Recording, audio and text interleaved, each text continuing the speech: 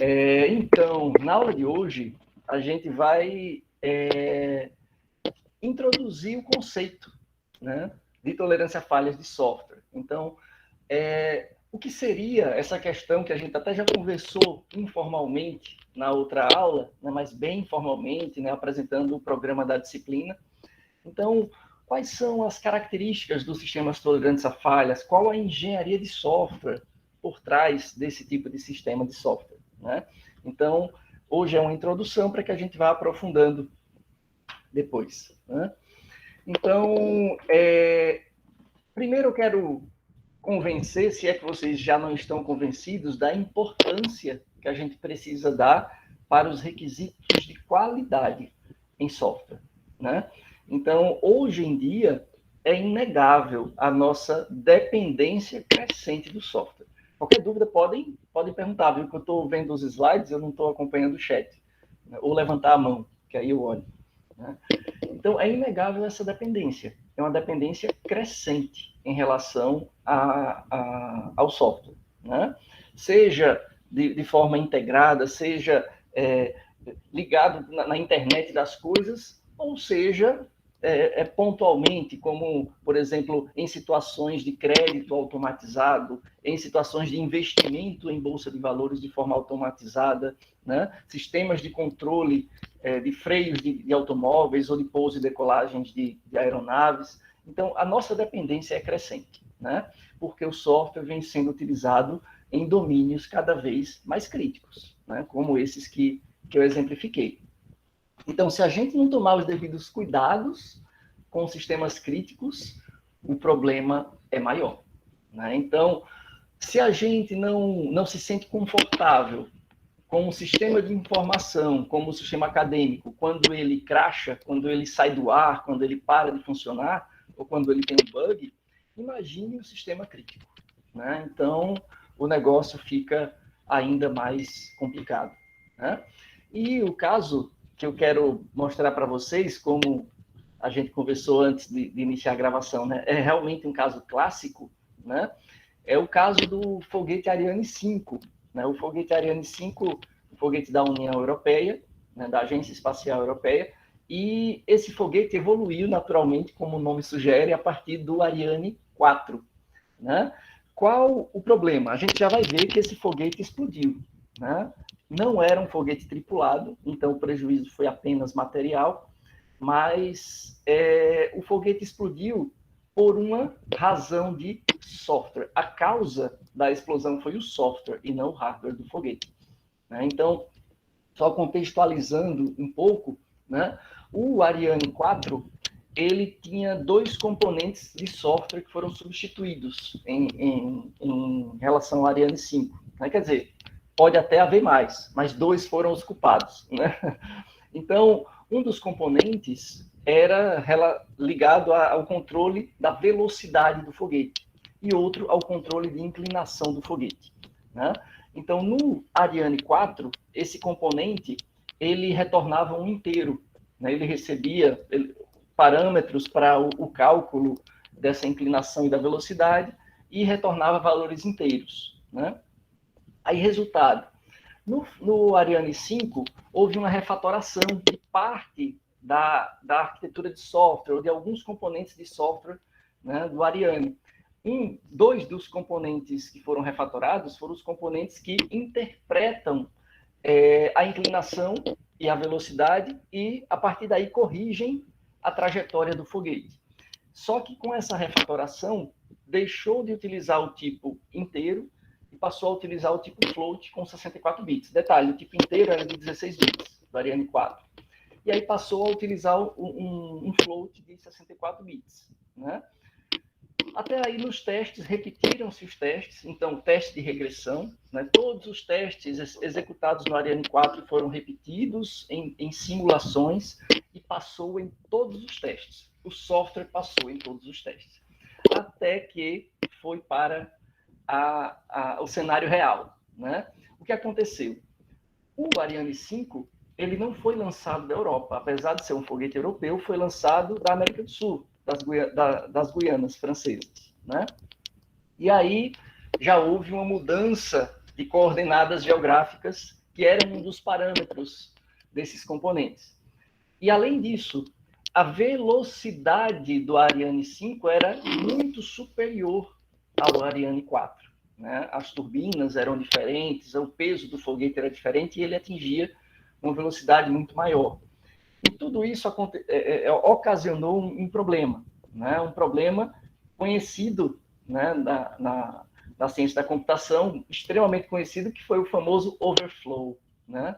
Então, o que aconteceu? O componente, digamos assim, float, né, que tem uma quantidade de bits maior, ele retornou, digamos assim, ele calculou um número inteiro extremamente grande, e esse número inteiro extremamente grande, tanto para velocidade, principalmente pelo componente de velocidade, né, ele acabou sendo interpretado, quando convertido para inteiro, como um valor negativo. Né, e fez com que um dos algoritmos de cálculo da velocidade e da inclinação assumisse que estava errado e parasse de funcionar. Acionou a redundância. Um segundo algoritmo para esse cálculo, mas que dependia da mesma conversão. E aconteceu o mesmo overflow. Né? Então, apesar de ser um sistema tolerante a falhas, tinha essa parte do algoritmo coincidente. Então, era uma falha coincidente em ambos os componentes. O segundo componente, aconteceu o mesmo overflow e ele parou de funcionar.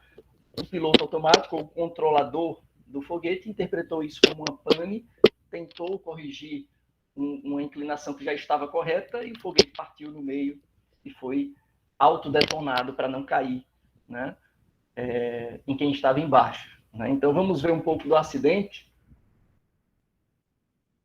Aqui, ó. Olha só, ele decola numa inclinação perfeita, né, adequada. Já vai mudar isso. Ó. Aí ele segue e, de repente, ele muda a trajetória e quebra e explode. Né? Então, foi um prejuízo de mais, na época, né, de mais de $500 milhão, ou foi de euros, acredito que tenha sido euros, porque ele levava um satélite, né, para a órbita. Mas aí foi um prejuízo apenas material.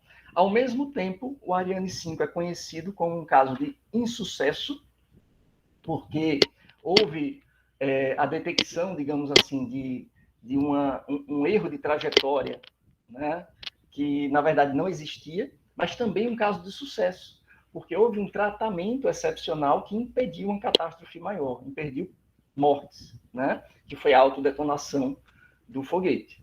Então, um problema de software, né, extremamente conhecido, digamos assim, na literatura, mas que a gente vê que o software hoje em dia faz parte, né, do sistema como um todo. Não é apenas investir em hardware confiável, mas não adianta muito se o software não for confiável. Tá? Então, a nossa dependência em relação ao software, a criticidade do software, não se dá apenas quando envolve vidas humanas. Tá? Então, há também a criticidade financeira. Né? Qual a nação que quer quebrar simplesmente por confiar os seus investimentos a um software e o software, né, não soube, né, conduzir esse investimento automático? Quem vai confiar suas finanças? Não precisa nenhuma nação, né? Alguém confiar todos os seus recursos. Né? Então, a gente sabe que há estratégias. Né? Por exemplo, se acontecer um bug, né, uma queda de link ou alguma coisa no meio de uma transação bancária, de uma transferência, por exemplo, né? O dinheiro saiu da sua conta e não entrou na conta de destino. A gente já viu isso, inclusive, em banco de dados, que há estratégias, né, no desenvolvimento de software de tentar reduzir o risco desse tipo de operação. Né? Então, o que a gente espera? O que a gente espera é que, ou quando voltar à normalidade, a transação continue de onde parou, ou que seja desfeita a parte que já foi adiantada, que foi realizada, o débito, né? O estorno do valor seja realizado. Então, é esperado um comportamento do software que faça jus à criticidade da sua operação, né? Então, como construir programas que não podem falhar? Então, esse é o problemão que norteia essa disciplina, né? Então, é uma disciplina ligada à engenharia de software, mas ligada à engenharia de software de sistemas tolerantes a falhas, de sistemas com essa criticidade, né, em termos de requisitos de qualidade. Então, como solucionar? Né? Primeiro, nós precisamos conhecer esse ciclo, que eu até comentei com vocês, né, que a tradução que eu uso é a tradução da comunidade de tolerância a falhas, não é a tradução da comunidade de sistemas distribuídos, que é diferente. Tá? Então, esse é o ciclo. Fault, error, failure. Tá? Falha, erro, defeito. Então, o que seria isso? Né? A falha é a origem do mal, é a causa do problema. Né? E toda falha, ela é, digamos assim, uma consequência de uma ação externa. Tá? Ela não faz parte, digamos assim, de algo interno ao software. É sempre consequência de uma ação externa. Por exemplo, faltou energia. Por exemplo, caiu o link de rede. Por exemplo, o programador foi lá e codificou errado. Né? Tem um bug no código. Então, a falha, ela tem uma causa por um meio externo. É um meio normalmente físico ou lógico, mas é externo. Tá? Então, a falha, ela faz com que também é conhecida como bug, né? Ela faz com que o sistema fique vulnerável, mas não necessariamente ele vai, digamos assim, ser defeituoso em toda a execução. Muitas vezes a falha, ela está em um cenário intrínseco ali e só vai ser percebida se o sistema for executado em determinado contexto, em determinada situação específica. Né? Imagine o seguinte, imagine que no sistema acadêmico da UFAL tem um bug, tem uma falha que diga, olha, se a nota for maior, era para ser, se a nota for maior ou igual a 7, o status do aluno é aprovado.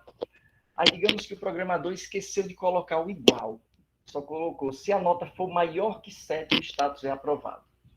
Caso contrário, reprovado. Vamos dar esse exemplo simplista. Aí um aluno tirou 7.0, exato, cravado. Qual o status desse aluno? No sistema acadêmico, ele estará reprovado. Por quê? Porque tem uma falha. Agora, essa falha não vai ser percebida para quem tirou mais de 7 ou quem tirou menos de 7. Se a pessoa tirou 6.9, está lá reprovado, comportamento normal. 7.1 está lá aprovado, comportamento normal. Agora, se tiver alguém que tirou exatamente 7, aí a falha foi ativada. Quando a gente passa por uma falha, no caso de código, né, quando a gente executa um trecho de código com bug, com falha, o estado do sistema ele fica errado, fica errôneo. Né? É um estado de erro. Então, quando eu digo estado do sistema, eu me refiro a os atributos gerais dos objetos, assumindo uma programação orientada a objetos. Né? Os valores que estão na memória. Né? De alguma maneira, algum deles está com um valor que não deveria estar. Por exemplo, nesse exemplo nosso, o status do aluno está diferente do gabarito.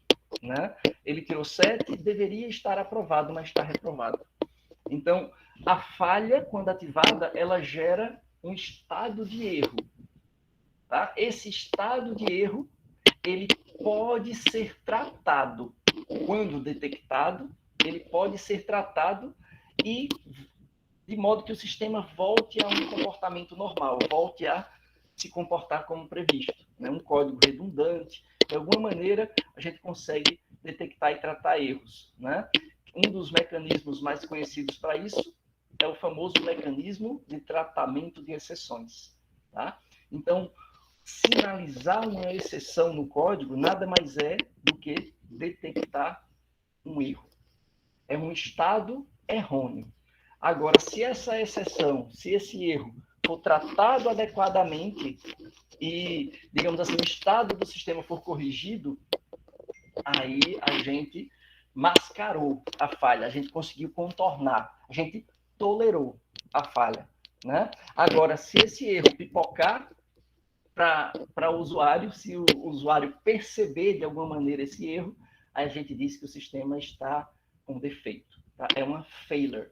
Tá? Então, o sistema está defeituoso e esse defeito, né, significa que foi perceptível para o usuário, seja, né, um usuário humano ou seja um usuário de software, né, um serviço que usa outro, né? Mas o defeito foi percebido.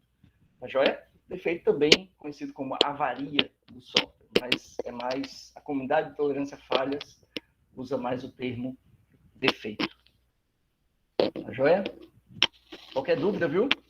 Agora, uma coisa que é interessante é que esse conceito de falha, erro, defeito gera um ciclo. Porque perceba que quando o sistema está em um estado defeituoso, né, um estado errôneo que passou pela direto, né, que não foi tratado, essa execução atípica pode gerar cenários imprevistos que vão ativar outras falhas que estão ali latentes, estão ali escondidas. E essas outras falhas vão revelar novos erros e defeitos, né?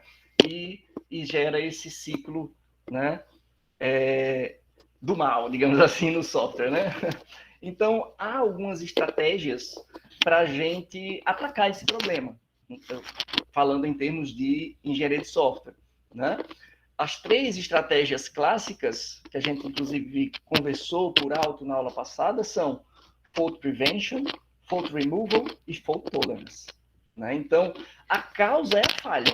Então, é a falha que tem que ser atacada. Né? Se a falha é a origem de todo, né, toda a desestabilização do sistema, então é ela que precisa ser atacada. Né? De 3 formas complementares. Lembrando que uma não substitui a outra aqui. Então, como que a gente comentou, eu dei até um exemplo na aula passada. Quem lembra? Quando eu falei de prevenção de falhas, fault prevention. Quem lembra o que é que a gente poderia fazer para prevenir falhas? Não é o foco da disciplina, é só para abrir um parêntese para que haja alguma interação aí. Coloca uma try-catch. O try-catch, você tocou num ponto importante. Eu não consegui ver quem foi que falou. Deixa eu ver aqui. Quem foi que falou? Ah, foi o Franklin, né? Pronto. O try-catch ele é importante, Franklin. Muito importante. Mas perceba que o try-catch, ele vai, para entrar no catch, algum erro foi sinalizado. Se o erro foi sinalizado, você não preveniu a falha que causou o erro. A falha acionou o erro, percebe? Quando eu falo em fault prevention, em prevenção de falhas, você quer garantir que o software ele tem a menor quantidade possível de bug. Então, você preveniu a adição de falhas. Eu dei o exemplo na aula passada, que foi bem breve, do metrô de Paris, da linha 13, particularmente. Hoje já está em todas as linhas esse sistema, mas que iniciou na linha 13, que foi o sistema modelado com o formalismo B-Method. Né? Então, usando métodos formais, usando uma especificação matemática para os requisitos do software. Então, os requisitos do sistema de controle automático da linha de metrô de Paris, ele foi especificado, né, esses requisitos foram especificados em formalismo matemático, né, baseado em teoria de conjuntos, né, e que combina, e que é possível de ser combinado com a álgebra de processos, que seria o equivalente, digamos assim, à álgebra de processos aos diagramas de sequência, a questão dinâmica do cenário de execução. Né? E aí, com esse formalismo matemático, desde os requisitos, a gente consegue provar teoremas. Por exemplo, olha, não tem nenhum cenário com deadlock, toda execução tem um estado final válido, e você começa a provar propriedades. E aí, por ser matemático, você consegue refinar para um formalismo decorrente desse mais detalhado, até chegar ao ponto de refinar para a linguagem C, tá? No caso do B-Method, né, desse formalismo. Ele chega em refinamentos sucessivos até chegar a um código gerado em C que é matematicamente consistente, equivalente à versão anterior em B-Method, que segue com a consistência retroativa até a especificação original, que teve propriedades validadas, né? Então, é uma maneira de prevenir falhas. Mas, mesmo você tendo esse rigor no desenvolvimento do sistema, que encarece demais o seu desenvolvimento, mas dada a criticidade justifica, mesmo com esse rigor, você não dispensa as demais etapas, né? As demais estratégias. Por quê? Porque note que a origem de tudo foi uma especificação de requisitos que teve propriedades validadas. E se o problema estiver nos requisitos? E se os requisitos estiverem incompletos?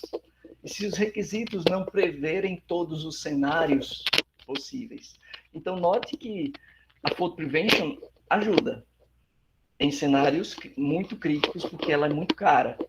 Mas, mesmo assim, ela não é bala de prata, né? Então, é necessário complementar com outras estratégias. Aí vem fault removal, remoção de falhas. Remoção de falhas, imagine que o software foi programado. A gente assume que tem bug, mas a gente quer, de alguma maneira, detectar essas falhas e corrigir o código antes do deployment, antes de entregar para produção, para execução real, né? Que estratégia vem logo à mente quando a gente pensa em fault removal? Em retirar bugs do código antes de entregar para o cliente. Vocês com certeza usam isso. Teste automatizado. Muito bem, João. Né? Teste automatizado, o Franklin colocou aqui, JUnit, né? Teste automatizado. Então, teste, V&V, verificação e validação. Né? Então, o teste entra nesse conjunto da obra. Né? Então, o teste é uma ferramenta valiosíssima de remoção de falhas, né? Que não, digamos assim, não substitui as demais estratégias, mas precisa sim ser utilizado em conjunto. E aí entra a terceira estratégia, que essa sim é foco da nossa disciplina, tolerância a falhas. Então, tolerância a falhas, ela assume que por mais que você tente prevenir bugs, por mais que você teste o seu software muito bem, você não tem como garantir a cobertura total do seu código nos testes. É impossível, é um dos princípios do teste de software. Né? Então, a gente vai assumir que sempre vai restar algum bug. Sempre vai restar falha. E a gente vai ter que usar estratégias arquiteturais, estratégias estruturais do software para favorecer estatisticamente o software. Né? Então, a gente vai tentar reduzir a probabilidade de ter uma falha que comprometa a execução do software. Em outras palavras, pode haver falhas, mas estatisticamente a gente compensa de alguma maneira para que o software, no final das contas, funcione bem. Né? Não tenha tantos prejuízos, né? Pelo menos reduz a chance, né? A probabilidade desse prejuízo. E aí entra um conceito muito importante da engenharia de software, principalmente quando a gente pensa em requisitos de qualidade, né? Pensa em requisitos não funcionais, né? Como disponibilidade, né? E outros requisitos não funcionais, escalabilidade, assim vai. Então, a arquitetura de software, ela representa essa parte estrutural do software, né? E por ser algo estrutural, é algo que está intimamente relacionado à qualidade do software, aos requisitos não funcionais, aos requisitos de qualidade. A funcionalidade não é tão afetada pela arquitetura. Você pode ter sistemas com a mesma funcionalidade com arquiteturas totalmente diferentes, porque a arquitetura está por baixo dos panos, né? Mas em termos de qualidade, de requisitos não funcionais, requisitos de qualidade, a arquitetura tem um impacto muito grande, tá? E a arquitetura, ela só revisando, não sei quem fez engenharia de software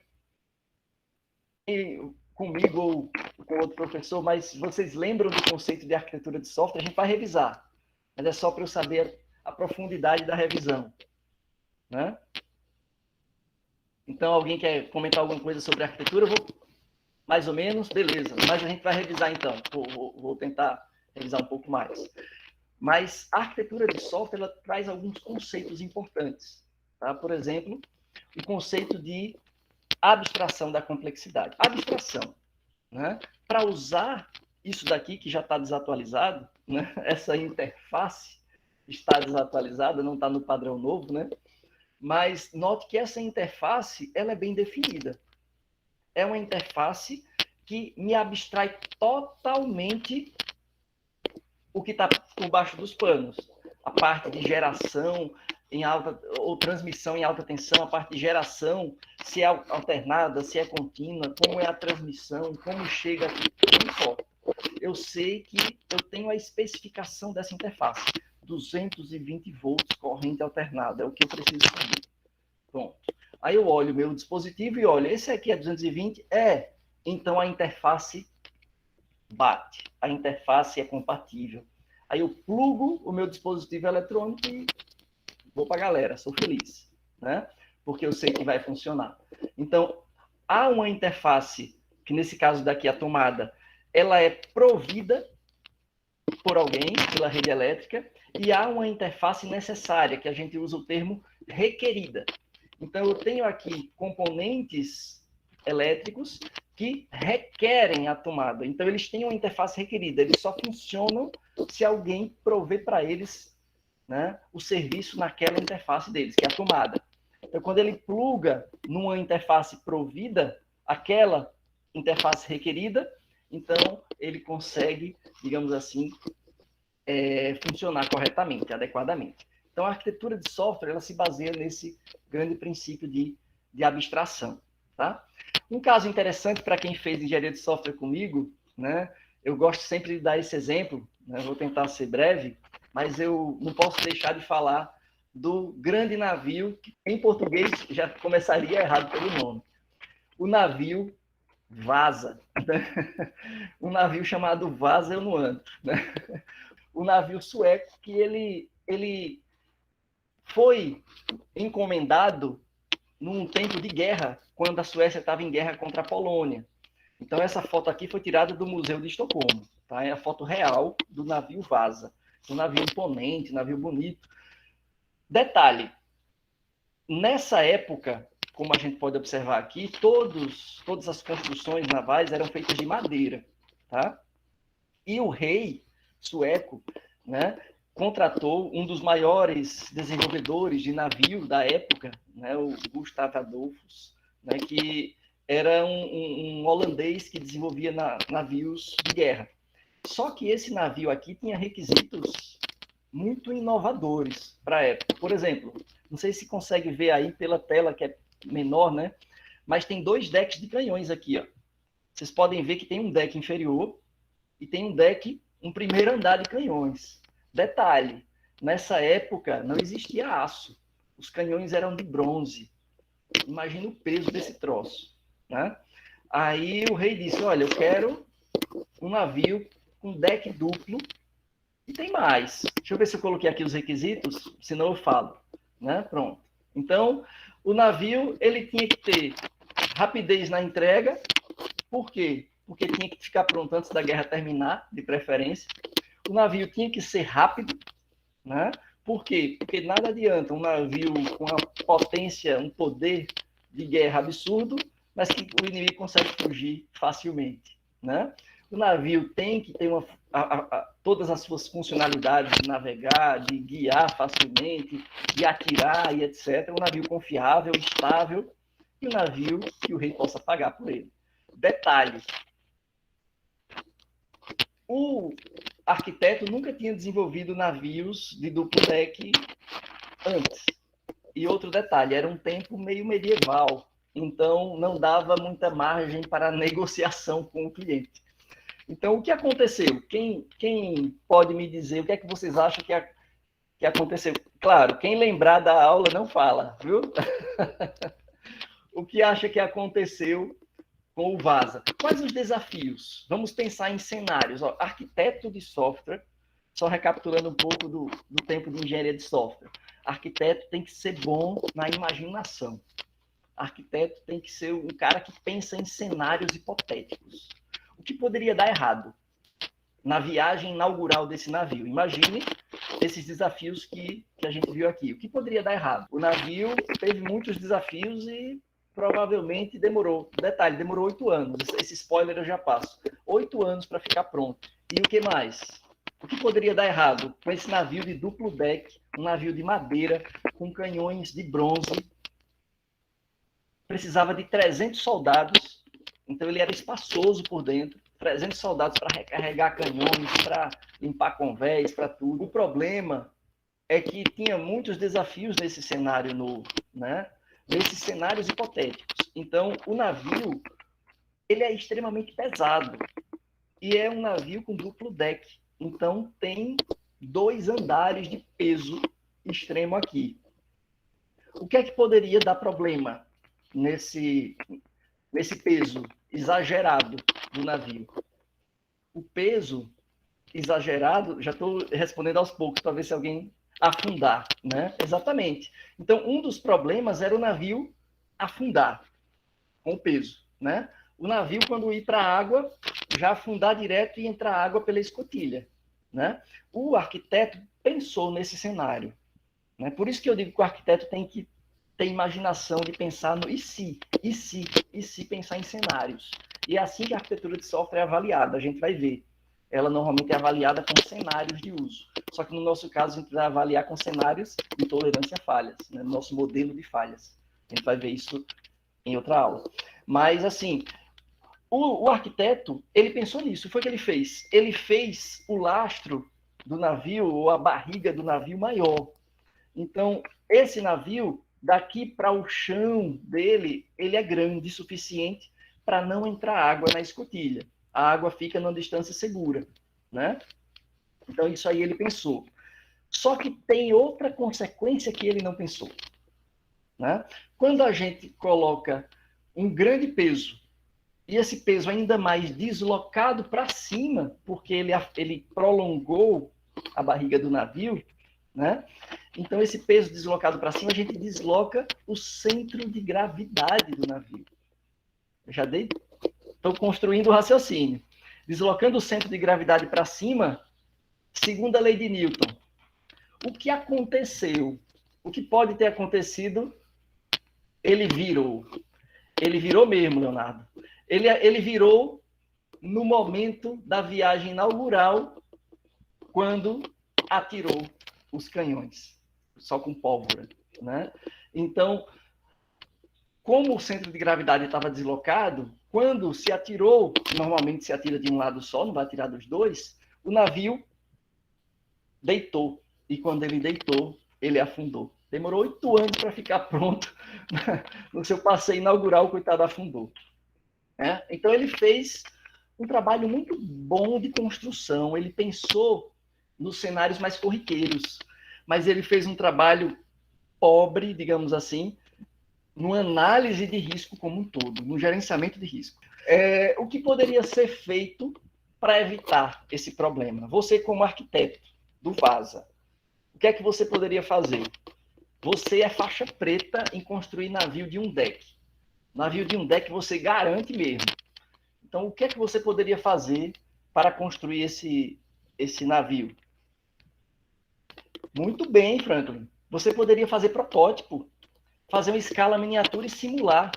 E aí você começar a perceber cenários que não foram previstos inicialmente. Então, a gente já começa a perceber que uma estratégia importante do ponto de vista de arquitetura de software para sistemas críticos é a simulação. Então, a gente precisa ter ferramentas e meios de avaliar e simular o software antes que ele deve ser construído, porque depois fica caro para refazer, né? Então, isso aí poderia ser feito. Outra estratégia, desenvolvimento incremental. O cara não é bom em navio de um deck, então faça o lastro maior e faça um deck. Atire. Opa, ele balançou, quase entrou água. Então, tome alguma atitude. Faça mais meio deck, atire de novo. Opa, rei está no limite. Vai ficar um deck rei. Pronto. Se fosse possível negociar requisito, né? Se não, quando percebesse que o centro de gravidade estava perigoso, fazia o que o Vasa nos deixou como legado. Um dos aprendizados da engenharia naval em relação ao Vasa foi o conceito de lastro inundado. Não sei se vocês sabem, eu acredito que a maioria já tem ouvido falar, que os navios de carga, hoje, eles têm um centro de gravidade extremamente deslocado para cima. A gente vê aquela... Não sabe como o negócio boia de tanto container em cima, né? Então, como é que ele não afunda? Como é que ele é estável, que ele faz curvas, que vem a onda e não derruba? Porque ele tem o conceito de lastro inundado, que foi um aprendizado do Vasa. Quer dizer, vamos deslocar o centro de gravidade para o centro de novo. Como? Colocando peso embaixo. Então, o navio ele é fechado. Antes de sair do porto, abre-se as escotilhas para encher de água, e aí ele vai para o porto. Cheio de água embaixo e carregado. Quando chega no porto de destino, bombeia, esvazia o lastro, água, né, para o navio subir e ele aporta, né? Então, isso daí é uma estratégia, né? Claro que isso tem consequências ambientais que né, leva a bactéria de um lugar para o outro, mas isso aí fica para cena de outros capítulos, né? Mas, assim, é aprendizado. Então, quando a gente simula, quando a gente pensa, quando a gente prevê o cenário, a gente medita sobre ele e é capaz de pensar numa solução criativa para aquele problema. Mas se o cenário é imprevisto, aí é comigo e a sorte, né? Aí fica complicado. Então, ele poderia ter feito esses estudos de caso. Agora, e no caso do software? Né? O mesmo raciocínio pode ser trazido para o software. Né? Então, a arquitetura de software continua sendo a parte estrutural do software. Né? Então, eu penso nos elementos arquiteturais, os componentes do software. Lembrando, só recapitulando que existe, deixa eu ver se eu coloquei aqui no final, eu acho que eu coloquei depois, coloquei. Né? Então, existem componentes com papéis específicos, como é o caso dos conectores, que a gente vai revisar isso aí também. Tá? Mas a arquitetura de software, ela enxerga o software de uma maneira abstrata. Né? A minha orientadora costumava dizer, é como você subir no monte e olhar o horizonte. Então, você enxerga a cidade, e se for de noite, você vai enxergar problemas de trânsito. Olha, ali está congestionando, ali está congestionando. Por quê? Porque você está olhando de cima, uma visão abstrata. Então, a arquitetura permite essa visão abstrata, mas, ao mesmo tempo, integrada. Né? Então, a gente consegue ver as partes que se comunicam sem conhecer detalhes de cada parte. Né? Isso é importante, é uma visão estrutural. Né?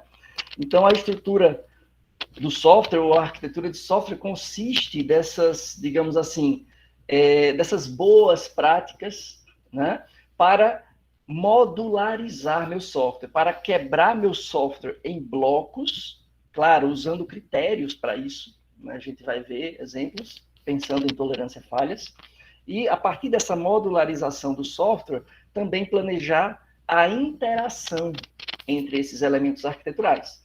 Né? Então, existem, claro, vários pontos de vista em relação à arquitetura, que é o que a gente chama de visões arquiteturais. Né? Mas, quando eu digo em visões arquiteturais, não quero dizer que tenha diferentes arquiteturas para o mesmo sistema, não, são diferentes pontos de vista. Tá? Então, o Steve Jobs já dizia, né, que a visão mais importante para o cliente são as telas. E tela é arquitetura de software? Na visão do Steve Jobs, sim. Porque é a maneira como o cliente enxerga o software. Né? Então, se eu tenho telas modularizadas, uma tela para cada funcionalidade, ou como é que eu organizo, isso aí vai interferir no requisito não funcional de usabilidade. Né? Mas note que é uma visão que está ligada ao usuário.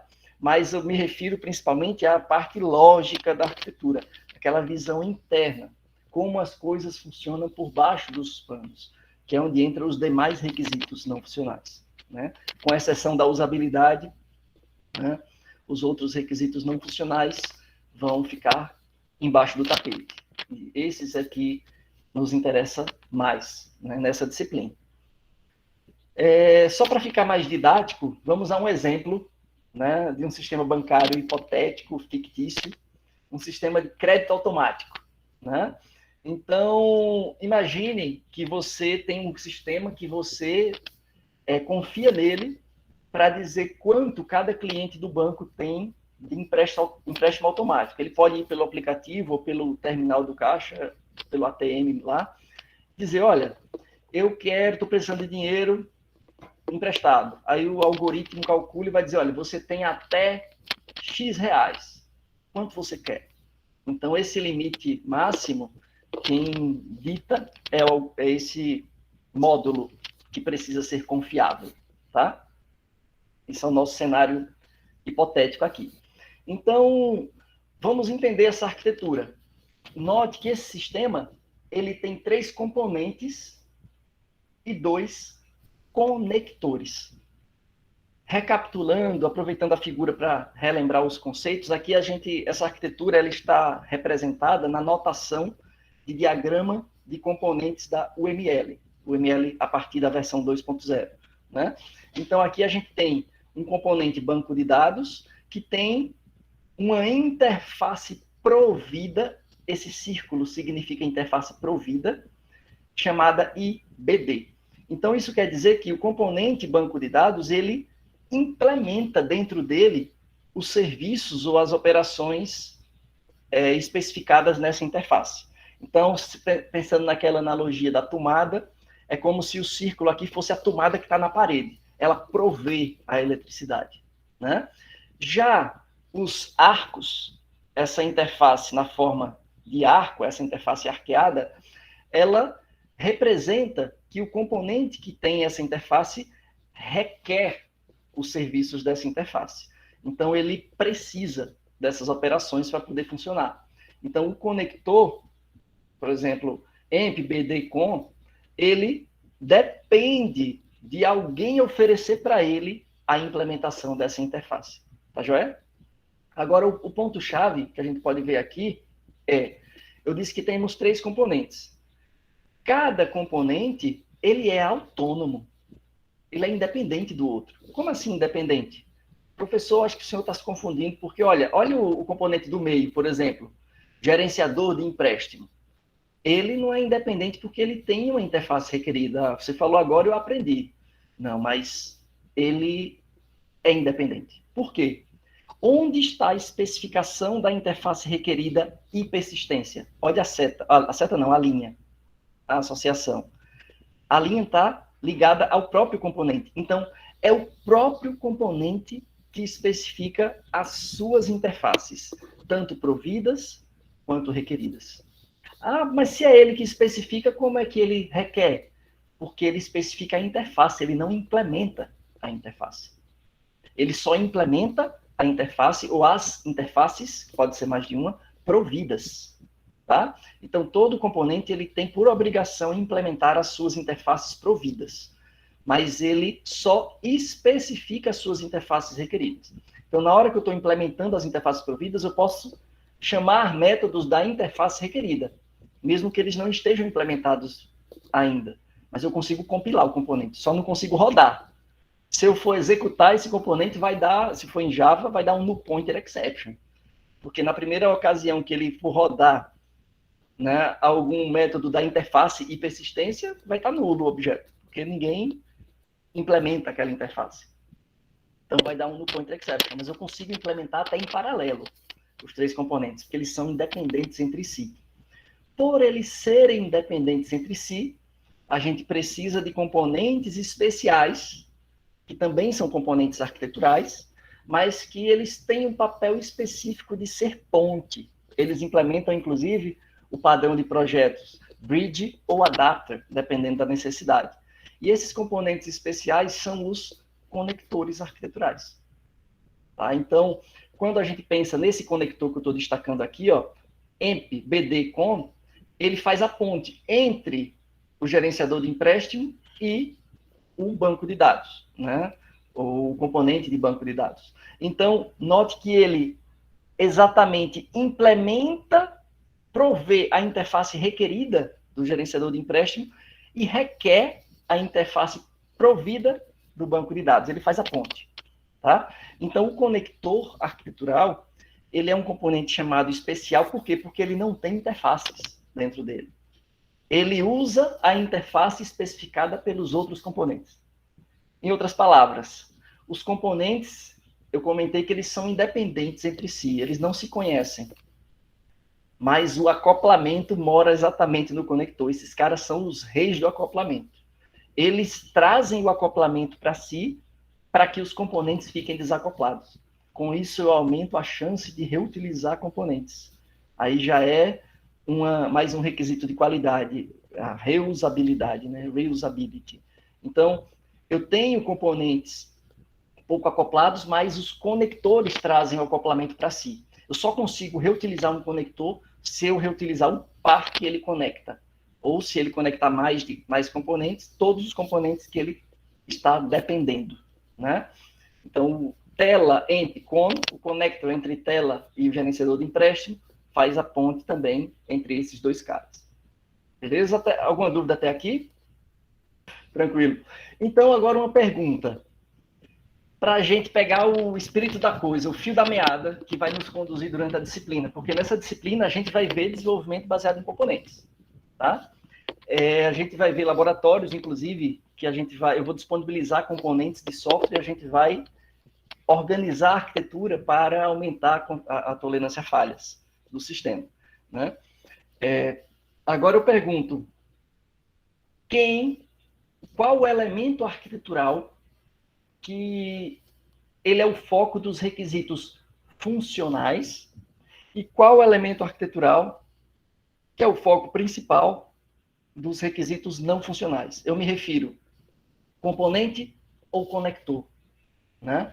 Quem pensa mais em requisitos funcionais, componentes ou conectores? O componente é o cara que está mais preocupado, ou os componentes estão mais preocupados em implementar as suas interfaces providas. Eles estão mais preocupados em implementar funcionalidades, né? Agora, quando eu penso em requisitos não funcionais, requisitos de qualidade, o componente pode até ter uma colaboração, mas é mais coadjuvante, né? Qual a colaboração que o componente pode dar? Por exemplo, um requisito de desempenho, né? Então, o componente pode otimizar seu algoritmo, né? Pode usar um algoritmo mais otimizado, etc. Então, a maneira de implementar sua funcionalidade pode interferir em algum requisito não funcional. Mas é coadjuvante, no sentido de que, se a gente pensar no leque de requisitos como um todo, a grande maioria vai se concentrar principalmente nos conectores arquiteturais. Por quê? Porque o conector arquitetural, ele é o cara privilegiado da arquitetura, né? Ele é o cara que conhece tanto o cliente da requisição, quem requer, quanto o servidor da requisição, quem provê. Então, ele conhece os dois lados e ele pode executar algo no meio do caminho. Por exemplo, ele pode criptografar a comunicação, ele pode implementar a distribuição. Esse cara está no computador, a tela está no meu smartphone, o gerenciador de empréstimo está no servidor do banco.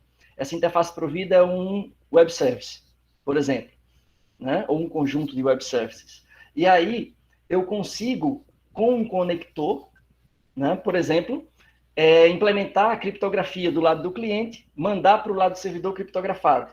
Quem está do lado do servidor decifra e entrega ou requisita o web service. Pega a resposta, manda de volta criptografado, recebe aqui, ele decifra e exibe na tela. Então, perceba que aí já foi implementado, né, um requisito de segurança, security, né? Então, o acesso à informação está dificultado, né, por quem não é autorizado, porque a gente tem uma execução, digamos assim, mais sigilosa, tá? Então, note que o trabalho aí foi do conector arquitetural, beleza? E essa habilidade do conector fazer esse tipo de coisa, ter esse jogo de cintura, isso daí vai ser bastante evidente quando a gente começar a pensar nos requisitos não funcionais. Então, eu queria fechar com essas perguntas aí e conversar um pouco sobre as possíveis soluções, né? Essa arquitetura está bem projetada? A resposta é depende, né? Quais são os requisitos não funcionais, né? Então, aí vem, e se o módulo de banco de dados tiver um defeito que faz o sistema parar? Tiver um bug, né? Pode ser, por exemplo, a indisponibilidade do banco, né? A internet cai muito onde está o servidor de banco. Então, é uma falha, né? Causada por meio externo, é uma falha. Só que se essa falha prejudicar, fizer o sistema entrar no estado errôneo e deixar de funcionar, por exemplo, for percebido pelo usuário, se tornou um erro que gerou um defeito, né? Então, se eu quero tolerar esse tipo de falha, como é que a arquitetura poderia agir nesse sentido, né? Aí vem outra pergunta, e se quem implementou o cálculo do valor de empréstimo automático falhou na codificação, né? Se esse... Aqui eu estou falando de disponibilidade, né? Ou não. Aqui eu estou falando de confiabilidade. E se esse algoritmo aqui estiver bugado? Um cliente de R$1 milhão, o sistema oferecer 1.000, vai perder o cliente. E se for um cliente de 1.000 e o sistema oferecer 1 milhão, vai perder 1 milhão. Né? Então perceba que são requisitos diferentes, mas os conectores têm um papel fundamental para resolver isso daí. Tá joia? A gente vai parar por aqui, deixar vocês pensando nisso, tá joia?